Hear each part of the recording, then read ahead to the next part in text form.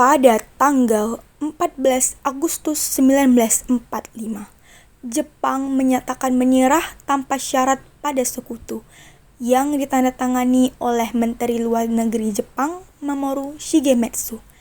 Berita tentang kekalahan tersebut sangat dirahasiakan oleh Jepang. Bahkan, semua stasiun radio ditutup oleh Jepang. Tetapi, tokoh-tokoh golongan muda yakni Sultan Syahrir, Wikana, Darwis, dan Khairul Saleh mendengar kabar ini melalui radio BBC.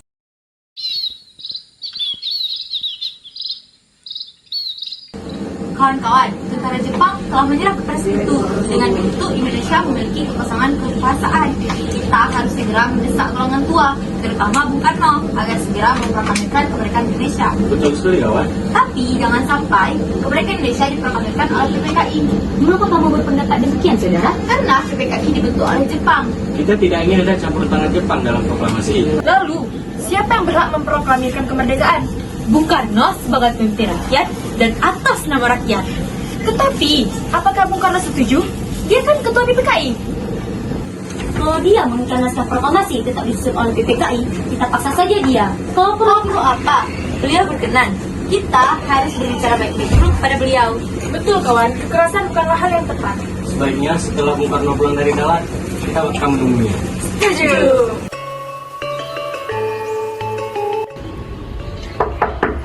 Assalamualaikum, Bu. Bung Karno. Silakan masuk.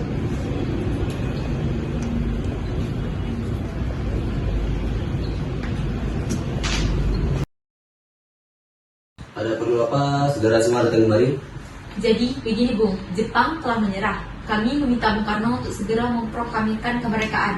Tapi ada badan yang dapat merumuskan itu semua. Maksud Anda PPKI? Benar, karena PPKI lebih tahu akan hal tersebut. Kami atas nama golongan muda tidak setuju jika PPKI yang menyiapkan kemerdekaan, karena PPKI adalah badan bentukan Jepang. Benar, kami tidak ingin kemerdekaan yang kita peroleh ada campur tangan dari pemerintah Jepang. Apalagi kemerdekaan itu diberikan oleh Jepang. Memproklamasikan kemerdekaan itu adalah tugas dan hak PPKI. Baik, kalau pendapat Anda seperti itu, kami pamit undur diri. Baik.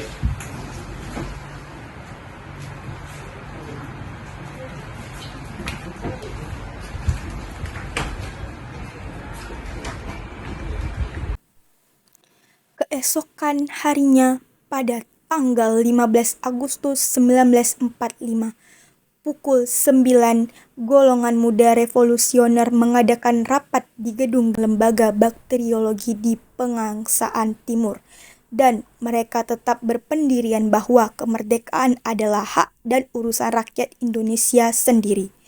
Dan hasil keputusan rapat tersebut disampaikan oleh Wikana, Khairul Saleh, Sukarni, dan Darwis kepada Bung Karno.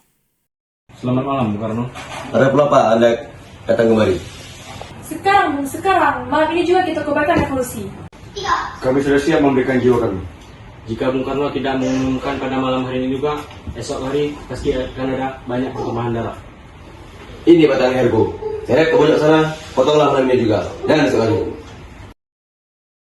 Jepang adalah masa lampau. Sekarang kita akan menghadapi Belanda yang akan berusaha untuk kembali menjadi tuan di negeri kita ini.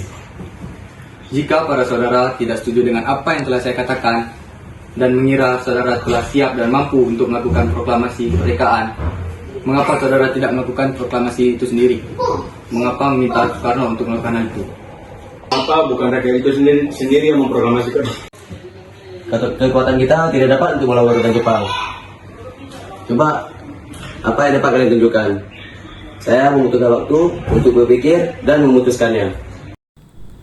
16 Agustus 1945, sekira pukul 3 dini hari, para pemuda tersebut kemudian menculik Soekarno dan Hatta dari Jakarta ke Rengas Dengklok, Karawang. Tujuan penculikan tersebut agar Soekarno dan Hatta tidak terpengaruh dengan Jepang.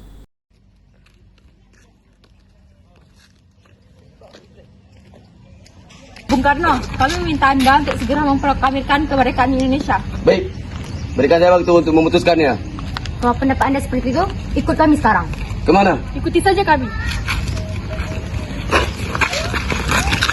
Karno.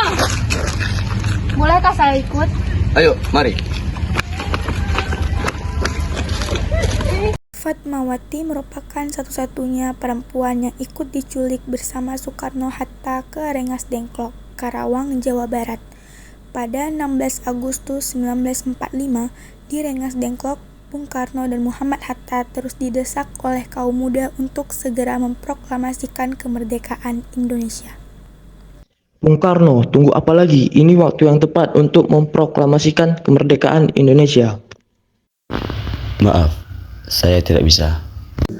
Tidak bisa bagaimana? Mau menunggu sampai kapan kita untuk merdeka? Kalian ini apa-apaan?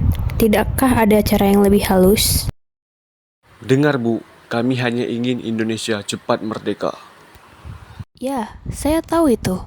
Tapi bagaimana jika hal ini kita selesaikan dengan kepala yang dingin? Apapun sesuatu yang kita selesaikan dengan kepala yang panas, maka tidak akan berjalan dengan lancar. Akhirnya, Fatmawati berhasil membujuk para kaum muda untuk menyelesaikan secara baik-baik.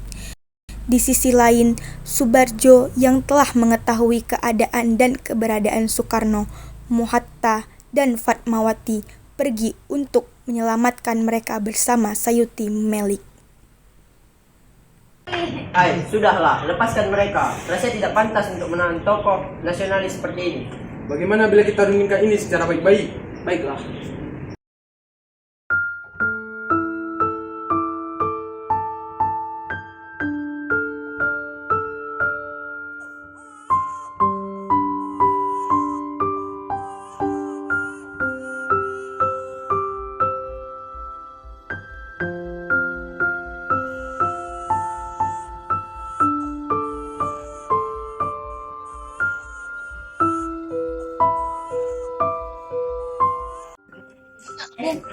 Iya, Bu. Dia tidak bisa terus-terusan ada di sini. Kita harus pulang. Bagimu memang tidak apa-apa, tapi bagaimana dengan Guntur? Guntur sudah kehabisan susu dari kemarin. Jadi bagaimana, Bu? Baiklah, saya sudah memutuskan untuk memproklamasikan kemerdekaan Indonesia. Syukur, baguslah kalau begitu. Jadi, di mana kita akan buat proklamasinya? Bagaimana jika kita ke rumah Laksamana Maida di Jakarta? Dia teman saya orang Jepang yang mendukung kemerdekaan Indonesia. Ya, saya dengar juga dia perwira tinggi militer. Jadi keamanannya bisa terjamin dan tempatnya sangat strategis. Ya udah, mari kita ke sana.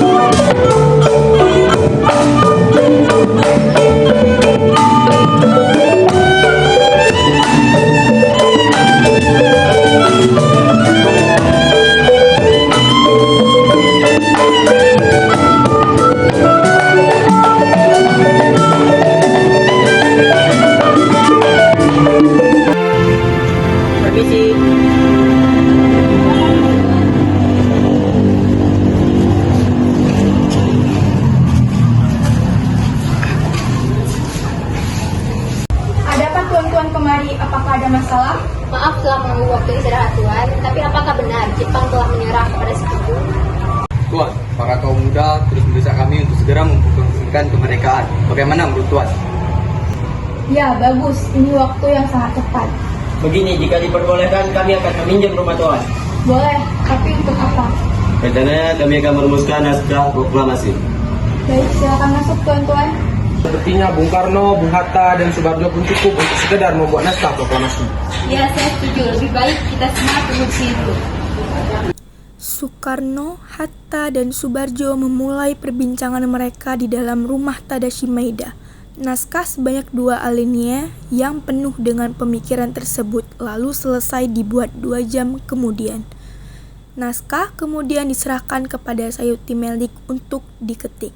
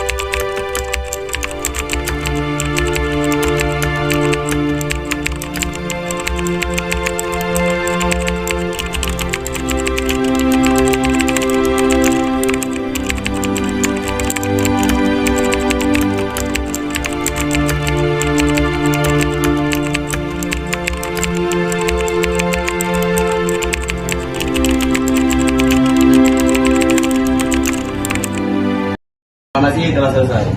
Gimana kita bacakan? Bagaimana diumpamai kata? Tidak bisa. Keamanannya sangat ketat. Bagaimana saya mengusulkan? Di rumah saya saja. Ya, saya setuju. Bagaimana Sungai? Setuju? Saya setuju. Di sana tempat yang aman.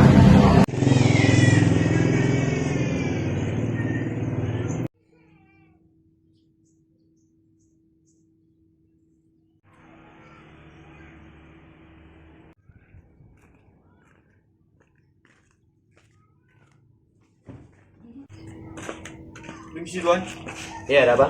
apakah ada proses pengibaran bendera merah putih? Tentu saja ada. Karena itu bendera negara kita. Tapi benderanya tidak ada. Baiklah, saya akan memanggil istri saya, Pak Mati, untuk menjahit bendera merah putih. Tolong tunggu sebentar. Bu, Iya. tolong jahitkan kain merah dan kain putih untuk jadikan bendera. Baik, Tuan.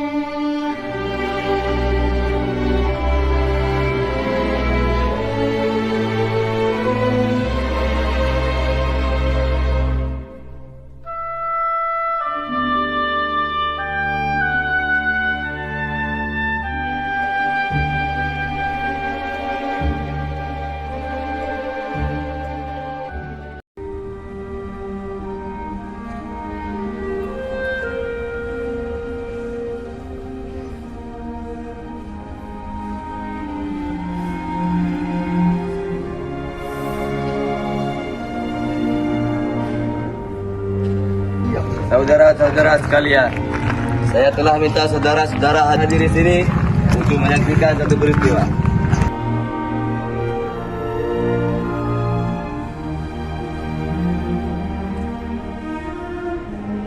Proklamasi. Kami bangsa Indonesia dengan ini menyatakan kemerdekaan Indonesia. Hal-hal yang mengenai pemindahan kekuasaan dan lain-lain diselenggarakan dengan cara seksama dan dalam tempo yang sesingkat-singkatnya. Jakarta, 17 Agustus 1945, atas nama bangsa Indonesia, Soekarno-Hatta.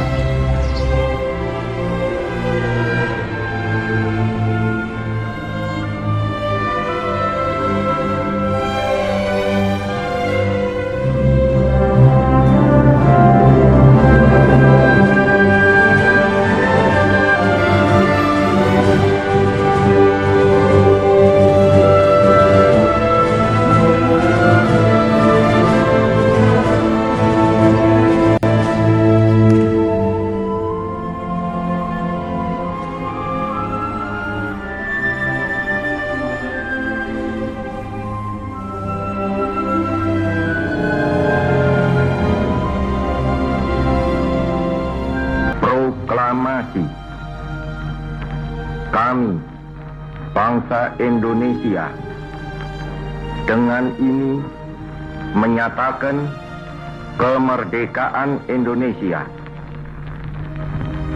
Hal-hal yang mengenai pemindahan kekuasaan dan lain-lain diselenggarakan dengan cara saksama dan dalam tempo yang sesingkat-singkatnya.